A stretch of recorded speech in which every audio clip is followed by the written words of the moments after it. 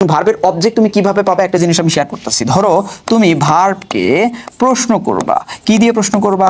হুম দিয়ে প্রশ্ন করবা অথবা হোয়াট দিয়ে প্রশ্ন করবা। এই দুইটা দিয়ে প্রশ্ন করার ফলে তুমি যে আনসারটা পাবা, হ্যাঁ ধরো তুমি যেই আনসারটা পাবা সেটা হলো অবজেক্ট। সেটা কি অবজেক্ট, সেটা কি অবজেক্ট। আর এই অবজেক্টের জায়গায় যদি কোনো একটা ক্লজ থাকে, কোনো একটা ক্লজ থাকে, তাহলে সেই ক্লজটার নাম তুমি দিবে হচ্ছে কি নাউন ক্লজ। আজকে টোটালি আলোচনা করবো হচ্ছে নাউন ক্লজ নিয়ে। সো তোমার যদি নাউন ক্লজ নিয়ে কনফিউশন থাকে তাহলে আজকের ভিডিওটা শুরু থেকে শেষ পর্যন্ত দেখো, তোমার যত কনফিউশন আছে সব দূর হয়ে যাবে, আমি কথা দিচ্ছি সব দূর হয়ে যাবে। তাহলে চলো প্রথমেই শুরু করি। আচ্ছা শোনো, নাউন ক্লজটা আমি প্রথমত বুঝাবো তোমাদের নাউন ফ্রেজের প্রেক্ষাপটে, নাউন ফ্রেজের প্রেক্ষাপটে। তাহলে তোমার জন্য কনসেপ্টটা কি হবে খুব ক্লিয়ারলি বোঝা যাবে। আচ্ছা দেখো, প্রথমে বলা হয়েছে বাক্যটা যে his honesty is known to all. এখানে খেয়াল করো এই সাবজেক্ট অংশে কি দেওয়া আছে? হিজ অনেস্টি, হিজ অনেস্টি, হ্যাঁ হিজ অনেস্টি, তার সততা। এটা কিন্তু একটা নাউন ফ্রেজ, এটা একটা কি নাউন ফ্রেজ, এটা হচ্ছে একটা নাউন ফ্রেজ। এখন এই বাক্যটাকে আমরা এভাবে লিখতে পারি, কিভাবে লিখতে পারি দেখো, হিজ অনেস্টিকে আমরা এভাবে লিখতে পারি, সেটা হলো কি that he is honest, that he is honest. এইটুকু একটু খেয়াল করো তো, এইটুকু একটু খেয়াল করো তো, এইটুকুর মধ্যে কিন্তু কি কি পাইছো? একটা দ্যাট, একটা কনজাংশন পাইছো, একটা হি, একটা সাবজেক্ট পাইছো, ইজ, ইজ এটা একটা ভার্ব পেয়েছো। যখন এই গ্রুপের মধ্যে একটা কনজাংশন আছে, সাবঅর্ডিনেটিং কনজাংশন আছে, একটা সাবজেক্ট আছে, একটা ভার্ব আছে, তার মানে এই ক্লজটাকে, এটাকে আমরা একটা ক্লজ বলতে পারি এবং সেটাকে বলতে পারি কি সাবঅর্ডিনেটিং ক্লজ। এই সাবঅর্ডিনেটিং ক্লজটা কোথায় বসেছে দেখো তো, এই ভার্বের সাবজেক্ট হিসেবে এইখানে এসে বসেছে, ইজ নোন এর সাবজেক্ট হিসেবে বসেছে। তাহলে ভার্বের সাবজেক্ট হিসেবে বসেছে, এইটা একটা ক্লজ এবং এই ধরনের ক্লজগুলোকে আমরা বলবো কি নাউন ক্লজ। তাহলে নাউন ক্লজ কি? যেই সকল ক্লজ নাউনের কাজ করে তাকে বলা হয় কি নাউন ক্লজ। আবার বলতেছি, যেই সকল ক্লজ নাউনের কাজ করে তাকে বলা হয় কি নাউন ক্লজ। এবার আসো আমরা পরবর্তীতে আরেকটা উদাহরণ দেখি। যেমন কি বলছে যে he told me his address, সে আমাকে বললো, কি বললো বলো তো? সে আমাকে বললো তার ঠিকানাটা বললো, তাই না? আচ্ছা এই হিজ অ্যাড্রেসটা হচ্ছে তোমার এখানে একটা নাউন ফ্রেজ। এটা কি একটা নাউন ফ্রেজ। এটাকে আমরা একটা ক্লজ বানাইতে পারবো কিভাবে দেখো, হি told me where he lived, অর্থাৎ সে আমাকে বলল সে কোথায় বসবাস করে। তার মানে কি আলটিমেটলি কিন্তু সে আমাকে তার অ্যাড্রেসটাই বললো। বাট মাঝখানে কি হইলো দেখো, এই পার্টের মধ্যে তুমি একটা কনজাংশন, সাবঅর্ডিনেটিং কনজাংশন কি পাচ্ছ? হোয়ার পাচ্ছ, একটা সাবজেক্ট পাচ্ছ, একটা ফাইনাইট ভার্ব পাচ্ছ। এইখানে ছিল একটা ফ্রেজ, বাট এইখানে হয়ে গেল কি একটা ক্লজ। যেহেতু এটা ছিল একটা নাউন ফ্রেজ, আর নাউন ফ্রেজের জায়গায় যেই ক্লজটা বলবে সেটাকে কি বলবো? নাউন ক্লজ বলবো। তার মানে হইছে, তার মানে দাঁড়ালো এইটা হচ্ছে একটা নাউন ক্লজ। কি ক্লজ বলো তো? Noun, noun clause, noun clause. এবার আসো পরেরটা খেয়াল করি, we are destitute of love, we are destitute of love, অর্থাৎ এটার মিনিং হচ্ছে আমরা প্রেমের কাঙাল, বুঝছো? আমরা প্রেমের কাঙাল। এইখানে একটা ওয়ার্ড দিচ্ছি দেখো, একটা ওয়ার্ড, সেটা কি আছে? লাভ দেওয়া আছে। এই একটা ওয়ার্ডকে আমরা কিভাবে একটা ক্লজ বানাই দেখো, এইখানে ওইটা লেখা হয়েছে যে হোয়াট পিপল কল লাভ, অর্থাৎ আমরা সেইটার কাঙাল যেটাকে মানুষ বলে হচ্ছে প্রেম। কি বলে? প্রেম। এইখানে খেয়াল করো তো, এইখানে কিন্তু একটা সাবঅর্ডিনেট কনজাংশন আছে, আবার একটা সাবজেক্ট দেওয়া আছে, আবার একটা ভার্ব দেওয়া আছে, ঠিক আছে, ফাইনাইট ভার্ব দেওয়া আছে। তাহলে কি সাবঅর্ডিনেট কনজাংশন, সাবজেক্ট, ভার্ব কার ভিতরে থাকে? ক্লজের ভিতরে থাকে। তার মানে এটা একটা ক্লজ। এইখানে লাভটা বসেছিল অফ, এই অফ প্রেপোজিশনের অবজেক্ট হিসেবে। আর অবজেক্ট হিসেবে কি বসে? নাউন বা প্রোনাউন। এখানে লাভটা হচ্ছে কি নাউন। আর নাউনের পরিবর্তে তুমি যেহেতু একটা ক্লজ ব্যবহার করেছো, তাহলে এটা কি হবে? এটা হবে একটা নাউন ক্লজ। এটা কি হবে বলো তো? একটা নাউন ক্লজ, নাউন ক্লজ। ওকে আচ্ছা, এখন তোমরা এই কনসেপ্টে ক্লিয়ার হইল যে যেই সকল সাবঅর্ডিনেটিং ক্লজ কি করে? নাউনের কাজ করে, তাকে কি বলবো? তাকে বলবো হচ্ছে সাবঅর্ডিনেটিং নাউন ক্লজ। যে সকল ক্লজ নাউনের কাজ করে, আই মিন সাবঅর্ডিনেটিং ক্লজ নাউনের কাজ করে, তাকে বলবো কি সাবঅর্ডিনেটিং নাউন ক্লজ। এছাড়াও তোমাদের আমি 5টা পয়েন্ট শেয়ার করতেছি। যদি এই 5টা পয়েন্টে তুমি কোনো একটা ক্লজ পাও, আলবত সেটার নাম দিব হচ্ছে তুমি নাউন ক্লজ। দেখো এইখানে আমি 5টা পয়েন্ট শেয়ার করেছি, 5টা পয়েন্ট শেয়ার করেছি। এই 5টা জায়গায় যদি তুমি কোনো ক্লজ পাও, আই মিন তোমার সাবঅর্ডিনেটিং ক্লজ পাও, অনায়াসে সেটার নাম দিব তুমি হচ্ছে কি একটা নাউন ক্লজ। তাহলে খেয়াল করো কোন কোন জায়গায় তুমি পাইতে পারো। প্রথমত as a subject, as a subject, অর্থাৎ ভার্বের সাবজেক্ট হিসেবে যদি তুমি কখনো কোনো সাবঅর্ডিনেটিং ক্লজ পাও, বিনা বাক্য ব্যয়ে তুমি সেটার নাম দিব হচ্ছে কি একটা নাউন ক্লজ। এছাড়াও খেয়াল করো এছাড়াও খেয়াল করো কি বলা হয়েছে যে তুমি যদি অ্যাজ অ্যান অবজেক্ট অফ এ ভার্বের অবজেক্ট হিসেবে যদি তুমি কোনো ক্লজ পাও তাহলে সেটাকে তুমি বলবা কি নাউন ক্লজ। এখন ভার্বের অবজেক্ট তুমি কিভাবে পাবে একটা জিনিস আমি শেয়ার করতেছি। ধরো তুমি ভার্বকে প্রশ্ন করবা, কি দিয়ে প্রশ্ন করবা? হুম দিয়ে প্রশ্ন করবা অথবা হোয়াট দিয়ে প্রশ্ন করবা। এই দুইটা দিয়ে প্রশ্ন করার ফলে তুমি যে আনসারটা পাবা, হ্যাঁ ধরো তুমি যেই আনসারটা পাবা সেটা হলো অবজেক্ট। সেটা কি অবজেক্ট, সেটা কি অবজেক্ট। আর এই অবজেক্টের জায়গায় যদি কোনো একটা ক্লজ থাকে, কোনো একটা ক্লজ থাকে, তাহলে সেই ক্লজটার নাম তুমি দিবা হচ্ছে কি নাউন ক্লজ। কি নাম দিবা? নাউন ক্লজ নাম দিবা। এই জিনিসটা একটু সুন্দর করে মাথায় রাখবা, ঠিক আছে? এছাড়াও দেখো কোথায় বসতে পারে? As an object of a preposition, as an object of A preposition. অর্থাৎ প্রেপোজিশনের পরে কোনো সাবঅর্ডিনেটিং ক্লজ থাকলে কোনো কথা বলার দরকার নাই, সরাসরি এটাকে বলবা একটা নাউন ক্লজ। কি বলবা? Noun clause. ওকে, এরপরে কি আছে দেখো তো? কমপ্লিমেন্ট। অ্যাজ এ কমপ্লিমেন্ট, অর্থাৎ অনেক সময় লিঙ্কিং ভার্বের পরে দেখবা, লিঙ্কিং ভার্বের পরে অথবা ইমিডিয়েট নাউনের পরে সাবঅর্ডিনেটিং ক্লজ দিয়ে ওই নাউনটার ডেফিনেশন প্রদান করা হয়, তখন সেটাকে বলবা কমপ্লিমেন্ট। ওকে, আরেকটা আছে কি তোমার অ্যাপোজিশন। হ্যাঁ, অ্যাপোজিশনের জায়গাতেও তোমরা কি পাবা? অ্যাপোজিশনের জায়গাতেও তোমরা পাবা হচ্ছে একটা নাউন ক্লজ পাইতে পারো। সেটা আবার কি? ধরো তুমি একটা, এটা আমি একটু বুঝাই দিচ্ছি। মনে করো কোনো একটা নাউন, মনে করো কি কোনো একটা নাউন, এই নাউনের পরে একটা সাব ক্লজ আছে, অর্থাৎ সাবঅর্ডিনেটিং ক্লজ আছে, এবং এই ক্লজটা যদি খেয়াল করো, এই ক্লজটা যদি এই নাউন কি সেটা বুঝায়, এই নাউন ইকুয়াল টু এই ক্লজ যদি হয়, এইটা যদি এটার দোষগুণ অবস্থা না বুঝায়, এই নাউন ইকুয়াল টু যদি সাব ক্লজটা লেখা যায়, তখন তুমি এই সাব ক্লজটার নাম দিবা হচ্ছে একটা নাউন ক্লজ। কি নাম দিবা? Noun clause. এই জিনিসটা মাথায় রাখবা। এবার আসো, এইবার তো আমি পজিশন দিলাম, এছাড়া অন্য একটা ওয়ে আছে, তুমি যদি সেটাকে অ্যাপ্লাই করতে পারো নাউন ক্লজ জাস্ট খেয়াল করো, যদি তুমি কোনো ক্লজের পরিবর্তে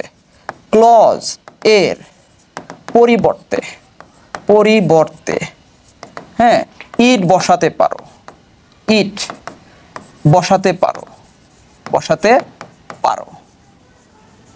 তুমি কোনো একটা ক্লজের পরিবর্তে ইট বসাতে পারো। যদি দেখো ইট বসানোর পরেও অর্থটা প্রকাশিত হচ্ছে, তখন ওই ক্লজটাকে তুমি দিবে কি একটা নাউন ক্লজ নাম দিবা, ঠিক আছে? এবার আসো আমরা একটু এটার বিস্তারিত উদাহরণগুলো একটু দেখার চেষ্টা করি। আসো, কি বলা হয়েছে দেখো এখানে, noun clause as a subject of a verb. ভার্বের সাবজেক্টের জায়গায় যেই ক্লজ থাকবে, যেই সাবঅর্ডিনেট ক্লজ থাকবে, ওটা 200% কি নাম দিবা? ওটার নাম দিবে একটা নাউন ক্লজ। যেমন এখানে খেয়াল করো, that he is a good boy, এই ক্লজটা কিন্তু এই ইজ ভার্বের সাবজেক্ট হিসেবে বসেছে, এবং এই ক্লজটার বৈশিষ্ট্য কি দেখো, এখানে একটা দ্যাট সাবঅর্ডিনেটিং কনজাংশন আছে, একটা সাবজেক্ট আছে, একটা ফাইনাইট ভার্ব আছে, তার মানে এটা একটা এনসি নাউন ক্লজ। এখানে খেয়াল করো, who telephoned me is still a mystery.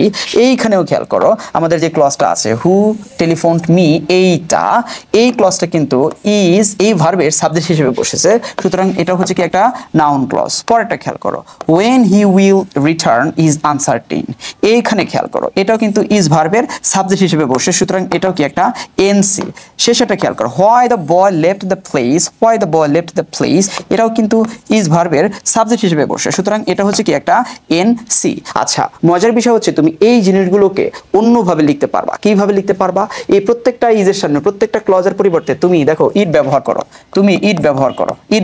দেখো অর্থ প্রকাশিত হচ্ছে কি it is known to all, তখন এই ক্লজটাকে তুমি এর পরে দিবা, অলের পরে দিবা। যেমন it is known to all that he is a good man, তার মানে এই ক্লজগুলোর জায়গায় যদি তুমি ইট ব্যবহার করো, তাহলে কিন্তু অর্থটা পরিপূর্ণরূপে প্রকাশ পাচ্ছে।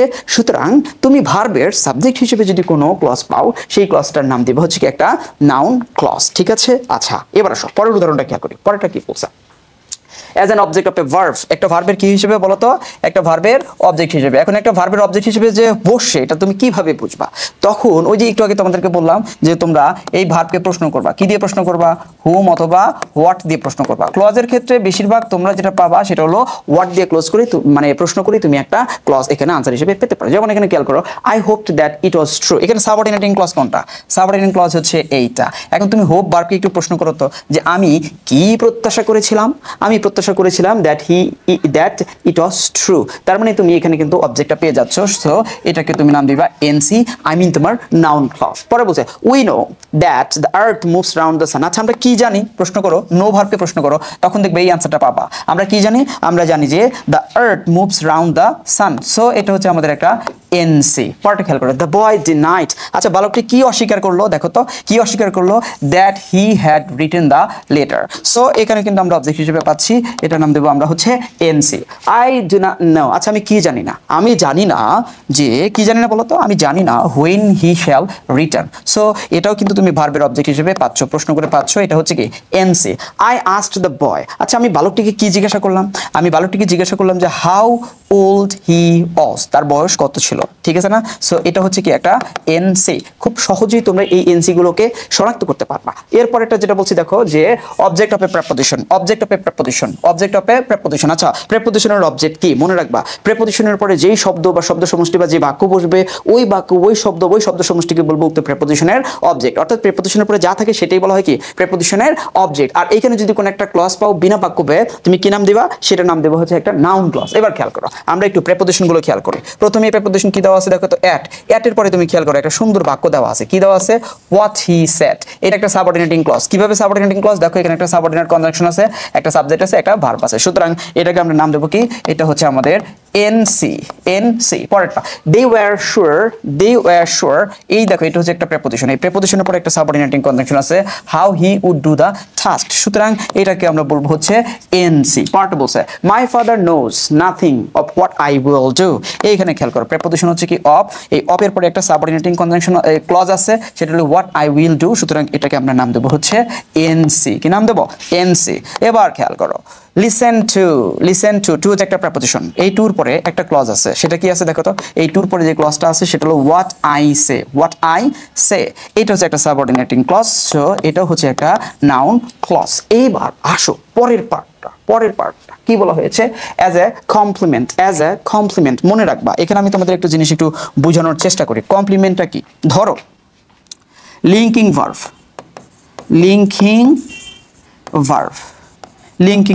এই লিঙ্কিং ভার্বের এই লিঙ্কিং ভার্বের পূর্বে ধরো কি দেওয়া আছে, একটা সাবজেক্ট দেওয়া আছে, কি দেওয়া আছে, সাবজেক্ট দেওয়া আছে, এবং এই লিঙ্কিং ভার্বের পরে এই লিঙ্কিং ভার্বের পরে তোমার দেওয়া আছে এই লিঙ্কিং ভার্বের পরে দেওয়া আছে একটা সাব ক্লজ, অর্থাৎ সাবঅর্ডিনেট ক্লজ দেওয়া আছে, ঠিক আছে, একটা সাবঅর্ডিনেট ক্লজ দেওয়া আছে। আচ্ছা আমি লিঙ্কিং ভার্বটা তোমাদেরকে হালকার উপর একটু ঝাপসা বুঝাই দিচ্ছি, লিঙ্কিং ভার্বগুলো কি, এই লিঙ্কিং ভার্বগুলো কি একটুখানি হালকা দেখো তোমরা, তাহলে তোমাদের জন্য কনসেপ্টটা ক্লিয়ার হয়ে যাবে। লিঙ্কিং ভার্বগুলো কি, যেমন তোমার যতগুলো বি ভার্ব আছে, বি ভার্ব, এই বি ভার্বগুলোকে তুমি বলবো হচ্ছে কি লিঙ্কিং ভার্ব, যেমন am, is, are, was, are, be, been, being, এগুলো। এছাড়া আরো কিছু আছে, যেমন তোমার কি আছে, সিম, আবার মনে হচ্ছে কি ধরো অ্যাপিয়ার, এরকম আরো বেশ কিছু আছে, এতগুলো লেখা সম্ভব হচ্ছে না, জাস্ট আমি তোমাদের একটা আইডিয়া দিচ্ছি।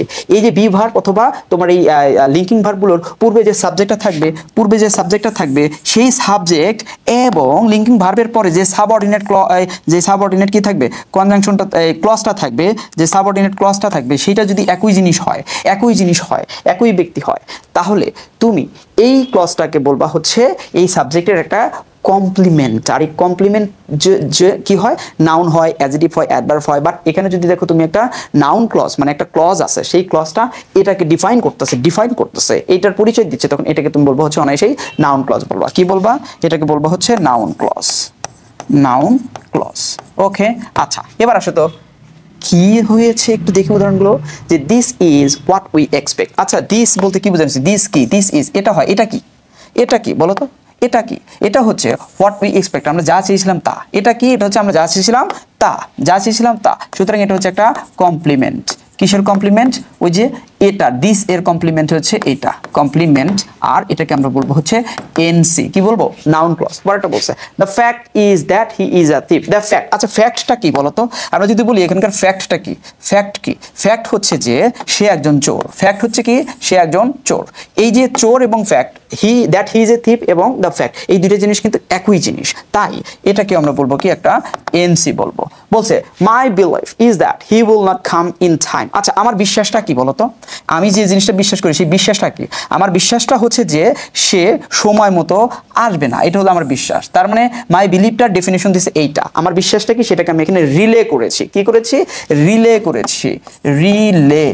রিলে করেছি, ব্যক্ত করেছি, ঠিক আছে, সুতরাং এটাকে আমরা বলবো হচ্ছে একটা এনসি। পরেরটা বলছে his wish is, his wish তার ইচ্ছা কি বলতো, হিজ উইশ তার ইচ্ছাটা কি, এই যে তার যে একটা হিজ উইশ আছে, তার ইচ্ছা আছে, সেটা কি বলো, সেটা হচ্ছে that he will be a doctor, সে কি হবে, একটা ডাক্তার হবে। তার মানে কি his wish equal to that he will be a doctor, তাই এটাকে আমরা বলতে হচ্ছে একটা এনসি, এটাকে বলা হয় কমপ্লিমেন্ট। কি বলা হয়, কমপ্লিমেন্ট বলা হয়। এবার আসো আর একটা পয়েন্ট আমাদের মনে হয় বাকি আছে, সেটা হলো তোমার যে as an apposition noun clause কি হিসেবে বসতে পারে, নাউন ক্লজ কি হিসেবে বসতে পারে, অ্যাজ অ্যান অ্যাপোজিশন হিসেবে বসতে পারে। অ্যাপোজিশনটা কি আমি তোমাদেরকে একটুখানি বলি, অ্যাপোজিশনটা কি একটু হালকার উপরে ঝাপসা বলে দিচ্ছি। ধরো একটা নাউন, এই নাউনের পরে কমা দিয়ে একটা নাউন ফ্রেজ দিলা অথবা নাউন ব্যবহার করলা, আমি দিলাম নাউন ফ্রেজ অথবা কি দিলা, নাউন ক্লজ দিলা, নাউন ক্লজ দিলা অথবা কি দিলা, নাউন দিলা।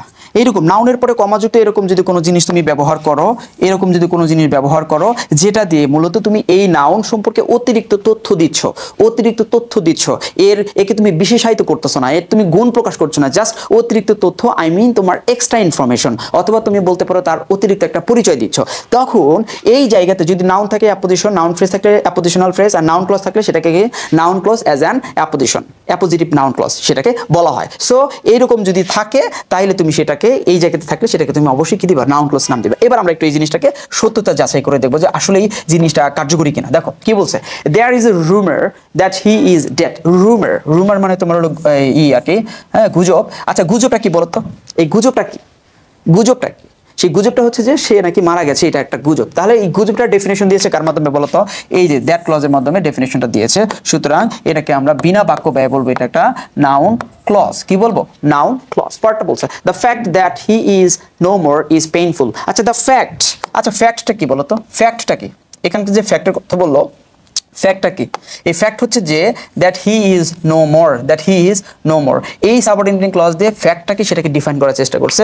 সুতরাং এইটার নাম হচ্ছে আমাদের একটা এনসি। কি বলতো, এনসি। এরপর বলছে হিজ বিলিভ, আচ্ছা হিজ বিলিভ তার বিশ্বাস কি বলতো, that someday he would succeed cheered me, অর্থাৎ দেখো এখানে একটু খেয়াল করো, his believe cheered me, his belief cheered me, এটা হলো মেইন বাক্য, তার মধ্যে আমরা একটা সাবঅর্ডিনেটিং ক্লজ দিয়েছি, সেটা হলো দ্যাট হি উড সাকসিড। এই যে ক্লজটা, তার বিশ্বাসটা কি, তার বিশ্বাস হচ্ছে সে একদিন কি হবে, সফল হবে। তাহলে এই বিলিভটাকে ডিফাইন করছে এই ক্লজের মাধ্যমে। সুতরাং এটা হচ্ছে একটা নাউন ক্লজ, এটা কি একটা নাউন ক্লজ। এরপর বলছে ইট ওয়াজ আনফরচুনেট। আচ্ছা কোন জিনিসটা আনফরচুনেট বলো তো, কোন জিনিসটা আনফরচুনেট, আনফরচুনেটটা কি, কোন জিনিসটা আনফরচুনেট হচ্ছে কি that you were absent from the meeting. তাহলে এই যে যেটা দেখতে পাচ্ছ এইটাকে তোমরা বলবো হচ্ছে একটা নাউন ক্লজ। এরপরে দেখো কি বলছে, সে last one, it is true.